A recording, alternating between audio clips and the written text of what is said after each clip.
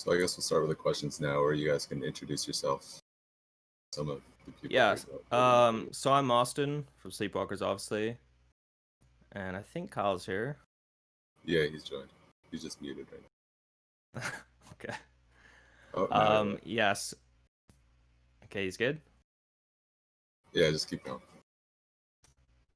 Okay, so basically we're a future bass pop kind of thing duo from Vancouver, Canada. We just released Dreams at the beginning of this month on the 2nd. It's been our first original release. And hopefully, going from here, we will kind of make some new friendships and see where this goes. All right. So the first question is, did you start out with an expensive DAW, or did you not have some aspirations? Like, how did you start out? So Kyle probably has a very different answer than I do, but originally I started actually making more rock music. I've been playing guitar since I was 13. But eventually I just fell in love with EDM just because you can write the entire song yourself, which is such a big selling point for me, and obviously the energy and the emotions involved in some of the genres. So that's kind of how I got started with EDM. But in terms of the DAW, I'm sure, like many of you, I started out with just a cracked version of FL, and now, Yeah, yeah. yeah. But these days, yeah, like I have bought a couple DAWs at this point. We're using Ableton right now, but just kind of work with what you got. They all pretty much every DAW now, they all do more or less the same thing, and they're all great options. I feel like somebody myself. Also, hi, sorry, Kyle. Everything's working now. Um, I got more started in. I'm pretty sure between all of us, I think the only one that I haven't dabbled in is Cubase, which we now have kind of messed around with. But I honestly, I started way back in the day. Like I think we both started on FL Studio. Even with like your rock days, when we were both kind of like I played bass, you were more in guitar, and I got into DJing quite like we got in around the same time, and I kind of stuck with it, and you went with like the production side. Um, and then I started to pick up on that a little bit later, but we kind of went through like FL Logic, and I'll be honest, like I think even for it, I don't know if it, I don't think it was honestly a legal version of FL at the time because I was in high school, but um, yeah, I mean, honestly, they all like the functionality and knowing your dot inside and out is really like it's pretty transferable across platforms. So like once you get started with something, it's all about like your comfort. I don't think that the expensive side really matters as much, but I mean, it obviously once you get familiar with everything, it really does help. But yeah, we use Ableton right now and dabble in Cubase too, which is probably not as heard of now as Ableton, but Not I'm a as heard of. diehard Ableton fan. Well, I mean, like you know what I mean. Um, but there's a lot. I think there's a lot more that you can get with just kind of experimenting with what you feel you like more. Some people are gonna love the workflow of FL Studio. Other people are gonna love the workflow of Ableton. And I personally, I love how Ableton um, expedites your workflow. But I know people obviously like um, quite a few people, and I mean Jonas too. He'll swear by FL, and that's what they use. I think honestly, as long as you can be familiar with it and make your stuff sound good, I mean, you can't go wrong. Yeah, for sure. The next one is from Green Lord, and he asks, "How do you know exactly how you want things to sound, like effects, etc.?" Um, it's honestly a lot of trial and error. Like I usually have a general idea of where I want to go, and that's more just due to experience, I guess, and having tried so many things before, you kind of just get a feel for where the song needs to go. But at the end of the day, it is a lot of trial and error and just kind of like feeling it out until you find something that kind of just fits perfectly in the song. Yeah, it's there's so much trial and error with it too, and I mean, um, one thing that I kind of like, I think like using your reference tracks for myself, that's always pretty big. Of making sure even just like not just of Yeah, how your reference stuff tracks are sounds, but huge. structure too, and even seeing like if you're not familiar with the structure of a song and how you want stuff to sound or how you want it to go, utilizing reference tracks is huge to how everything like how you can actually structure your songs and create composition. So um, yeah, I think that's really like I there's so much trial and error, and obviously recreating. I think remakes for me help me a lot too. In my production side of like listening to a song and wanting to remake like the drop or the saw stack or something. I think that kind of helped with where I want to take stuff down the line, but that was also a couple years of trial and error consistently. Yeah. The next one is from Rabbit Albatross, and he asks, "How exactly has Jonas Aden helped you?" Because I know you guys won part of the Aden Award. So yeah, it's already been such a huge blessing, honestly. Obviously Jonas, his community has basically been giving us a lot of support, and that's been such a huge thing for us. Just being able to release streams and receive all this love and support for it has been amazing. We still have some more stuff planned down the line here with Jonas, so there's more to come yet. But already it's been such a huge opportunity for us, and we're super grateful. Oh, it's been huge. I mean, that is still surreal. Just like even the support on socials and just the exposure is gigantic. And I mean, even a year ago, I don't even think honestly, I don't even think we had like 100 followers on Instagram, let alone 100 followers on SoundCloud, and that has changed very dramatically and allowed us to launch Dreams and our future tracks on an even bigger platform. So even for him right now, that's been amazing. But we do have some more stuff in the like in the works with him. Obviously, with COVID and like everything going on in the world, it's created a little bit of a weirder dynamic. But we'll be able to hopefully announce stuff soon. Yeah, well, we're all looking forward to that. C Thank you. asks, "Do you master all of your songs?" Yes, we master all our songs. Yes, sir. Um, but it's okay if you don't want to master your song. I'm gonna say that too. I'm just like I'm kind of one of those people that's super overbearingly a control freak about these kind of things. Yep. Um, but yeah, Kyle knows all about that. But I really struggle to kind of give to somebody else to let somebody do something that I feel confident I can do myself. It's kind of like I like to just tweak it until it's just right, you know. And it's hard to when you hire somebody else to do it. Um, it's you don't want to be that person that asks for endless revisions, essentially. So I'd rather kind of just do it myself because I feel more comfortable with that. But there's obviously many amazing mastering engineers out there that probably I'm sure would do a way better job than me too. So don't feel afraid to send it off to get that done as well, because that's totally No, fine. not at all. No, yeah, of course. And I think like your reference points too. I think one thing that gets into like how we mix and master songs is that making sure everything kind of sounds the same. And like when you send it off to a mastering engineer, depending on their setup, as far as like my understanding, they have a million different references even just in that studio. I think you showed me one a long time ago, Austin, but the guy just had like I think it was like 3 or 4 different monitors for reference just on master when he was doing masters.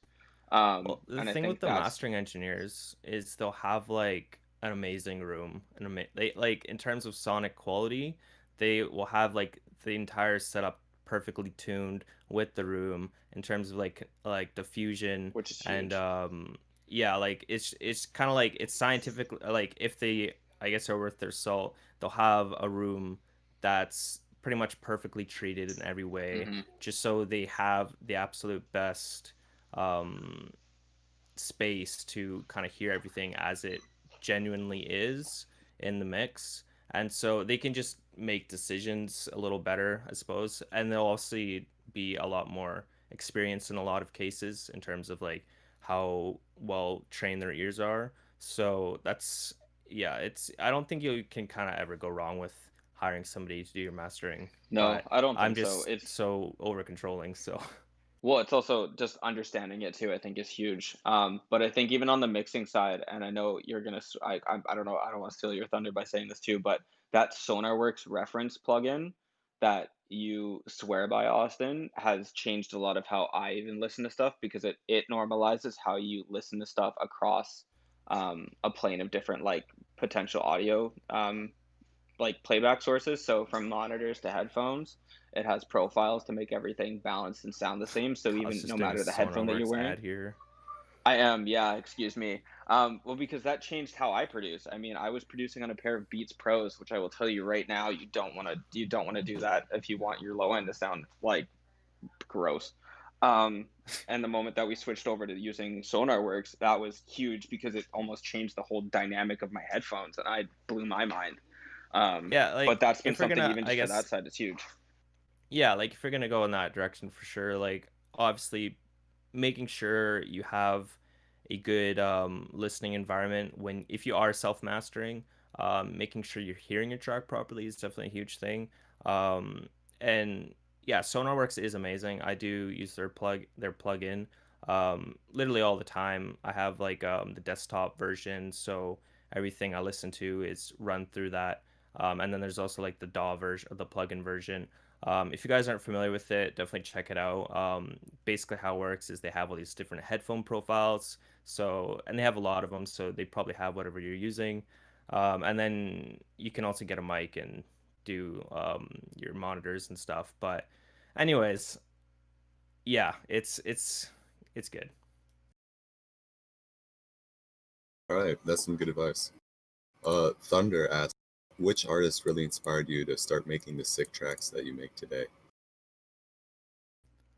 I'll let Kyle start on this one because he definitely is a more fanboy than I am.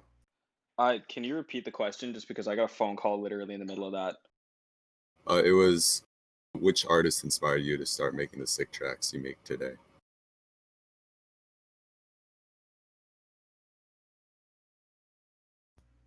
You gonna answer that one, Kyle? There is a fantastic boy named Nick Miller who bought Ableton the next hearings.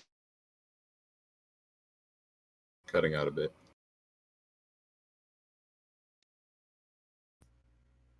Sorry, I Yeah, keep getting phone you calls in get between that. I keep getting cut off. Yeah, Millennium, 100% of how I produce, and like obviously with what the Chainsmokers got big and whatnot. But I think Skrillex was like a big reason of like why I got into production way back when, because he is forever like a favorite of mine. But what are your current influences, Kyle? Millennium. I mean, well, Skrillex is still up there for me. I love the way his like all his new stuff sound. But Yeah, we love his Skrillex, but like what influences our sound? probably, yeah, I would say a lot of Millennium. Millennium said the You sky have to Yeah, was say like, more than Millennium, I Kyle. could definitely yeah, hear I Millennium know. on the I track. can think of like other ones because there's a lot of like amazing future bass artists that I can like pull up right now. But like, I love a lot of ETEP and I love a lot of ETEP's been huge.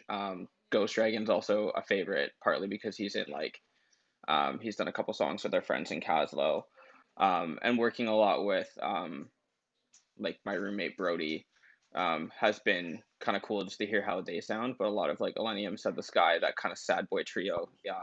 If you look at them with like Dabin or Dabin, however you say his name. Um, but I think a lot of like where our sound to, especially when you get into some of our more 95 to 100 BPM stuff, you're going to look at a lot of Gray because we've been huge fans of Gray for a couple years Yeah, now, even yeah, around their Gray's time. great. But Gray's amazing, and the way that they do utilize their live instrumentation is incredible as well.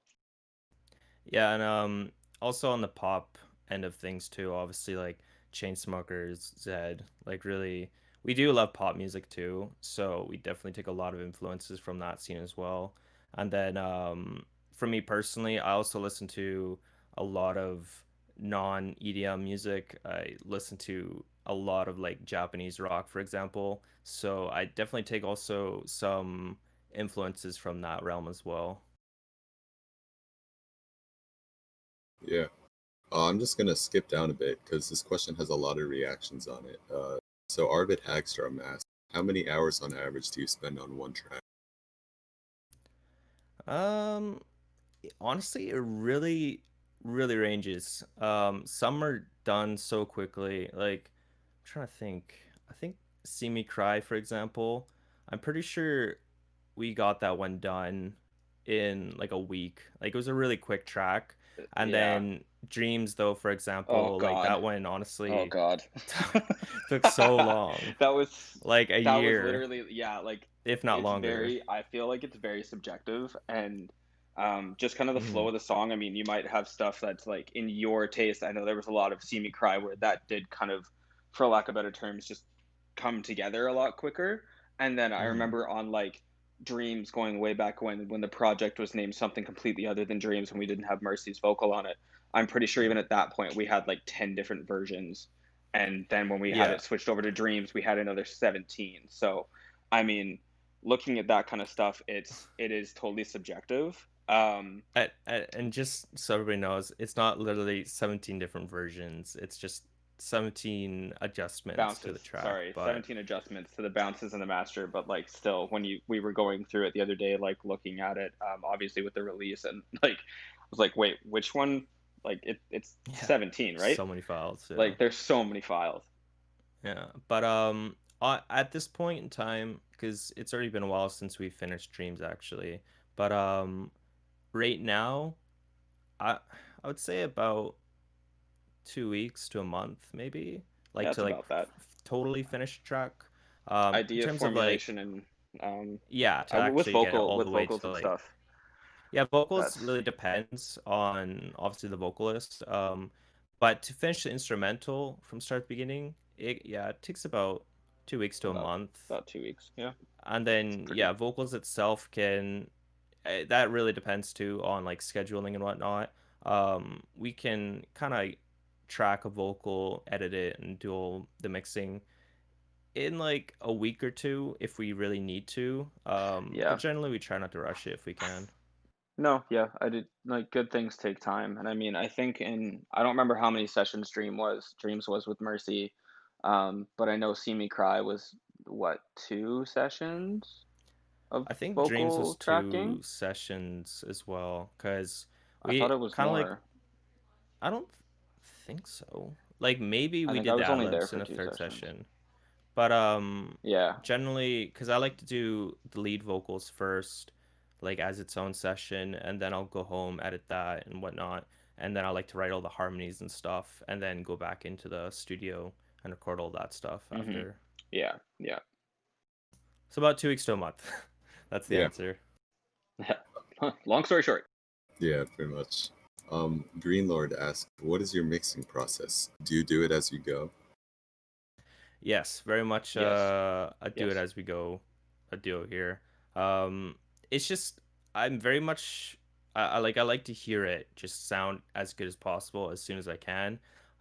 It's just it bugs me when I'm working and it just doesn't sound as good as, the reference track I'm listening to, for example. I'll kind of go back and forth between them just to make sure, my sounds are comparable. And when I obviously hear a mix, it's kind of hard to properly reference, right? So yeah, we mix as we go. We even kind of master as we go to an extent. We definitely retouch stuff at the end, just after everything's done, of course. But a lot of the times when I'm mixing as I go, I like to hear how, for example, the sub bass is gonna affect the limiter when I'm slamming it, as we all do at the end of the process. So, because that's kind of gonna determine how loud my sub is, or like how I mix other things, right? So, it's almost yeah, a mix and master as we go to an extent, and I know other guys do that too. Like I'm pretty sure Madian does that too, from what I saw of a QnA or something. Yeah, I think I read that in QnA too, but I feel like making those like you're gonna get a better idea of how your finished product sounds if you're mixing it as you go and balancing everything out versus trying to then fight with it afterwards and laying everything out. But again, I feel like in workflow, I that's again, it's kind of like a personalized thing where like there's not going to be a perfect way to do it. Like you're like this is what works for us, but it might not work for Yeah, like somebody else like yourself. Like it's a very subjective personalized taste. Like if you like to actually yeah, lay out a whole song and then go through a mix and then master it, great. I mean, you probably get a song done and laid out a lot faster, but having these mixed elements, I know we can tell how our finished product's going to sound even midway Yeah, through. for sure. Yeah, it's just it I find in my experience when I have to turn up the limiter at the end of everything to get it as loud as everything else, right? I find like it really affects the balance of a lot of the instrumentation too. Um, so it's kind of like I'd rather just do it first, or not first, but I'd rather just do it early so I know how everything's going to balance out. I don't generally leave it on all the time just because that's going to affect how you perceive a lot of other things, and I don't necessarily want that the entire time. So I do turn it off and on, the final limiter, um, just so I can hear things properly. But it's kind of more of a reference, I guess you could say, and something we do more consistently towards the end of the project. All right, I'm gonna skip down again because I find this one could be pretty interesting. But Orange Purple asks, "What is your dream inside the music industry?" That guy. What is our dream? I like Yeah, like kind of what's your end goal, I guess. Um, I'll let Kyle start. I always answer first, so I'll let Kyle go first. um, You're cutting out again, Kyle. Yeah, his Yeah. connection's a bit like. Okay, I'm just gonna I answer don't while know what he Kyle said. Yeah. gets his That's Yeah, I okay don't know what he because my said Wi-Fi either. just died. Oh, So now Oh, you're back. yeah, no, no, my you're good Wi-Fi just now. died. Yeah. So now I'm not on. I'm just using data. I honestly, I it's really hard to kind of take this because obviously I think everybody at the end of the day wants to get into touring, wants to get into playing live shows, and like having that kind of like that's more like my dream, is just being able to kind of share the music that we can make and have it kind of help people and like talk and kind of touch people, like how like music has affected me, because music's been a big part of my life, and just how you can get through situations, and how like even just you can relate to music. And there's a lot where my dream inside this industry is just really to kind of share that with our fan base, and hopefully everybody kind of feels that like time and love and like that emotion that we put into writing our music, because that's really what I feel at the end of the day. Like that's how music helps me, and that's what I've always related to music. So even if like we can get on a stage and like a main stage one day and ever be able to kind of share that with our fans in the crowd, and have people just even take 2 seconds away from that and have that kind of emotion, or just that happiness, that kind of have that elating feeling, that's my dream. I don't care what stage that's under, um, or even just to be able to do this as a day job. If anybody can relate to that, like how I've related to music and how I've stood in the crowd, like with like a tear in my eye at an Millennium show, or like anything like that, like I career's made. Yeah, like pretty much same thing for me. That more or less sums it up. Um, but yeah, like just being able to share a story, essentially, like I'm very much about creating, and how do you phrase this? Like creating an Expression. experience. Yeah, an experience, I think, is what I want to be able to share, like almost like a story in a way. Like just as you said, kind of like being in the crowd at an Millennium show. For me, it's like being at the crowd at Porter Robinson's World's Tour. Like I was literally just just gonna say like the World's Tour, with like I think both yeah, that it was such a we were magical both there, and that was experience, right? And amazing. it's I would love to one day be able to do that for somebody else, right? And be able to share that Yeah, experience from that is our side. that So yeah, absolutely, like the live show that's is pretty much the huge goal, physique to yeah. that. Yeah. And yeah, unfortunately, like it takes like a lot of time and effort to get to that point, just because in terms of creating that experience, there's a lot of effort that goes into it. Of course, it's much more than just a two-person job, and so hopefully Yeah, absolutely. our goal, I guess, is to eventually build up a team that we can achieve that goal with, and hopefully that happens Yeah. someday soon. Well, we hope so. And I think that World's Tour, what was that, 2014 when we first saw it? Yeah, I think so. I think it came out I think 2014, so it so. would have been It that was year, like I think. 2014, and then Shelter was a couple years after that, and we Okay. both had Yeah. the blessed opportunity to see that. Yeah. Yeah. It was a great show. Yeah, it's really cool. So usually these Q&As go for around 30 minutes, but if you guys don't have anywhere to be or you guys have more time, then we can probably go through a bit more questions if you guys want to do that. Yeah, I'm down. I'm game. Yeah. All right, we can do like 3 or 4 more then. Tyrextro Sounds good. asks, how to get discovered by big labels? Yeah, we'd like to know that too, honestly. Yeah, we would love to know that. Yeah.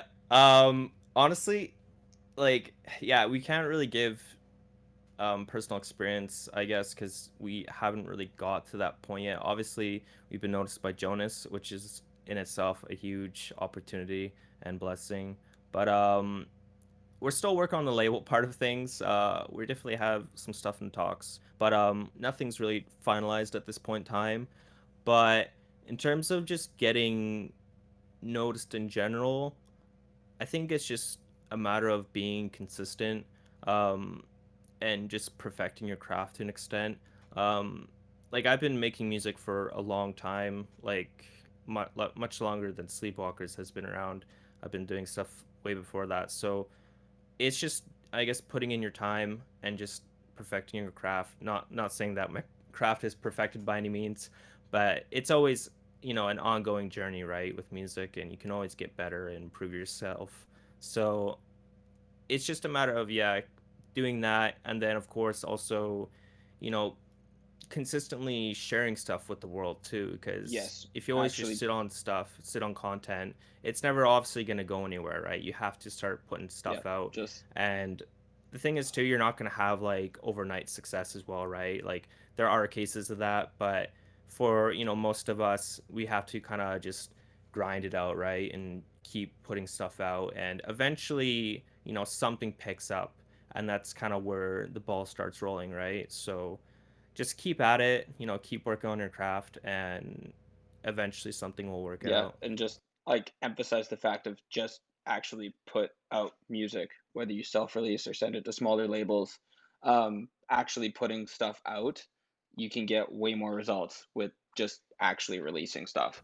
I know Yeah. that that being said from us too, I mean, we have a lot that we are sitting on, but that's the one thing I've been able to observe and I've gotten back from friends in the industry is actually just release stuff. Don't Yeah. wait. Just put it Yeah, out. don't wait on it. Like obviously you want to make sure you release stuff properly, and that itself is it's really its own conversation.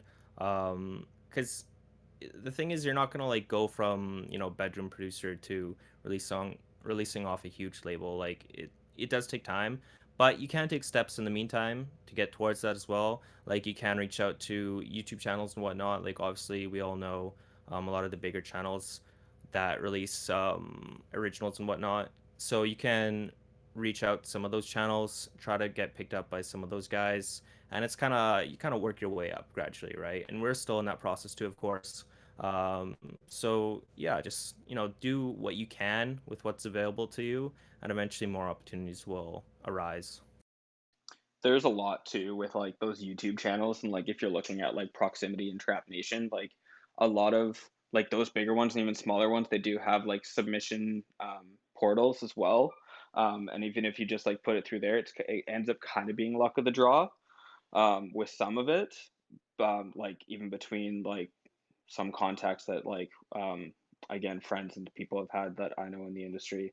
But that's still a place where you can at least try and you can at least like shoot your shot and get your stuff out there. And I mean, all it takes is one person to listen to that and like if they like it, then all of a sudden that goes from being in your bedroom to hopefully on a bigger channel if they like it. Yeah, Yeah, definitely. and sorry, I'm gonna just extend that a little more. I know we're Yeah, go drawing for it. this question out a bit, but and this kind of like veers a little away from the whole label topic. But another big thing too is try to be involved in the community as well, not just like labels and whatnot, reaching out to those people, but other people that are involved in the scene. And obviously, everybody here is doing that because we're all on the server right now. But like I know we've made a lot of great opportunities to by just meeting people. Kyle's a lot better at this than I am, but Local um, scenes, yeah, local like scenes, because you local don't scenes are know. huge. Yeah, it is a huge thing, and that's something that you don't really need to have any sort of special connections with. Kind of just, you go out to shows, you meet people, kind of that thing, right? And that's the thing is like you can meet like really cool people at these shows, and you never know kind of what's going to develop from that, right? So I think that's a good thing to do as well, and if you're looking Yeah. to make better connections. I mean, even between both, like we're coming from, I know, again, I know we're drowning this out, sorry, but even from like, we are pretty blessed and lucky to be in such a amazing local scene like Vancouver, where dance music is very prominent. As for the rest of Canada, as part as like some places in the world that might not be as big, like in Victoria, BC, it's not as big as what is in Vancouver. And I mean, you go to a Vancouver show and you even just go see people and meet people in that industry. And chances are you might run into somebody who's on a label locally, or like an artist that's producing, or somebody that's up and coming. You might just not know it because you're both there like-minded, because you're there for the music and you're there like in that same environment, which is huge. Yeah, definitely. I'm gonna skip to this one because I think it's pretty cool. But Thunder asks, "From where did you get the idea to make your artist name Sleepwalkers?" We love this. uh Yes, I love yeah this. yeah, Kyle and I have kind of a I would say different answer, but I guess different interpretations of it. It's kind of like we have the same answer, but in different, like we kind of came to it in different ways, where it was at a mutual agreement of like the understanding of sleepwalkers. And I mean, Austin, if you want to explain yours, because we both have it from two different perspectives and two different sides of the coin, I'll let you go first. Yeah. Because yeah, Kyle and I have talked about it before, and yeah, I just straight up was like, Kyle, your answer is kind of depressing. So, this is kind of like It's how yeah, I but nah. yeah. So essentially with Sleepwalkers, I guess Kyle should actually explain first how he even came up with the name, because Kyle's the one that um initially brought up the idea. Do you have I was any? yeah, I mean, honestly, I when I first got the idea for Sleepwalkers, it was honestly I remember, I think I was reading a book and it was explaining like what, like at essence of like somebody who sleepwalks, metaphorically speaking, and not actually, is like the sleep deprivation to it or whatever. Um, it was more somebody who just goes throughout their day monotonously, just like going to work 9 to 5. Like there's no excitement. It's just the same thing every day, and they just kind of sleepwalk their way from 18 to 60. That's just it. You look for your retirement. You don't have the See, excitement isn't out of that your life. depressing? It's not depressing. It's, well, okay. This is also coming from like I always was kind of told like when we go to school. I mean, I like, well, getting out of school. Like, what are you gonna do after school? What's a Hey, viable hey, option? What are you this gonna do with no, your this life? this is my interpretation No, that you're this is about okay. to. Well, this is yours, but this is This also is where mine, and I then you're went. reiterating it. I'm reiterating it because I went the route that you didn't, and I went to university and I work in banking. I am Mm, literally like a poster true. child for Your I interpretation, went and yeah. I got my degree, and I did everything as like what I was being told to by my parents, and always had this drive and this passion for music sitting kind of not in the background, but always like in between classes and like over assignments and even like just work projects and stuff. I know my head would be in music, and it would be writing and like, obsessing over sets, or whether it's listening to live sets and watching live shows. Um, Mm, it was that kind of sense, but there wasn't like, it was always that security of like, okay, well, you can go to school and get your degree and do this. And I kind of, when I came up with the name Sleepwalkers, it was almost like paying tribute to those who have been in the same position that I've been in, and I want to kind of give that experience at our shows, that when I would really feel like, I guess for lack of better terms, like awake and like um, alive at these shows because of the environment, because of the music. And mm, I just felt kind of going in that, it almost like woke me up to be like, okay, well, I know that there's a lot more for me out there than just working in an investment bank, and mm. not something as dry. Like I need more kind of excitement out of this, that I know that there's something bigger I need to get out of my life. And after Yeah, going through that, I'll let you kind of go with your interpretation, because I know I kind of touched on it a bit, but I know that ours crossed. I just went the different path than you did, and went and yeah, did the whole degree in the school stuff, right? So yeah. the name, honestly, it came from a quote. that was talking about like what a metaphorical sleepwalker is, and that just resonated a lot with me. But I also wanted to put that into music. Mm. Yeah. So when Kyle first brought up the name, um, as he just mentioned, I've had a very different experience from him in terms of post high school. Um, so when he brought up the name, though, it did definitely trigger some ideas in my head, and that's kind of why I initially jumped on the name as well. I like agreed to it when he brought it up because when I was in high school, I knew from when I first picked up a guitar, I knew that music was my calling. It's everything that I wanted in my life. And I knew that, okay, this is what I need to do in the future. It's pretty much everything to me now. So I was always told in high school by, what are they called? The counselors or whatever, the student advisors, whatever those Yeah, like people your are. student advisors and your counselors. Yeah, I was always told by those people, it's like, well, you know, music's great and all, but it's not a very realistic goal, like you should pick something a little more sustainable or realistic. And to be fair, like, sure, like I'm a little older now. I'm not as oh, A I don't little. say mature, but I've matured a bit, and I can definitely see that point of view at this point now. But my feelings are still more or less the same, where I don't think I'd be satisfied doing anything else in life. I don't think I could honestly live doing some monotonous job that I don't care about.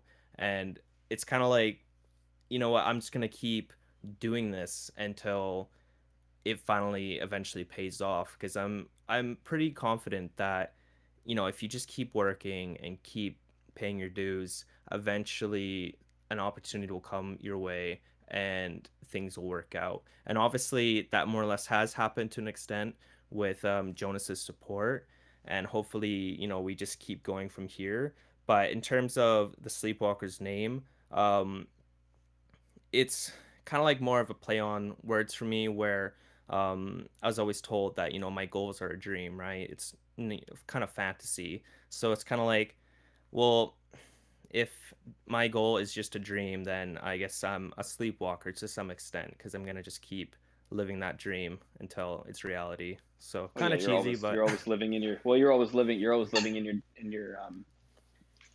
your dreams, really, which is, I mean, yeah, I guess kind of where I guess dreams would also kind of relate in this with the lyrics. yeah, But um there's kind of. yeah. So take it as you will. It's more or less how it goes. Yeah, those are really cool kind of reasons for it. Thank you. Anyways, yeah, so I think that's gonna wrap up the Q&A. Thanks for being here. Thanks Yeah, for And thanks then, for having having us. us, guys. That's yeah, no that's problem. And awesome. then Thanks for letting us share. I'm just gonna plug all your socials in the chat, and hopefully people will go follow it because you guys definitely deserve it. Awesome. Well, Cool. thanks, man. Thank you, We appreciate guys. it. No problem. Thanks, guys. Would We love to appreciate have it. you all on Cheers. various. Yep. Cheers.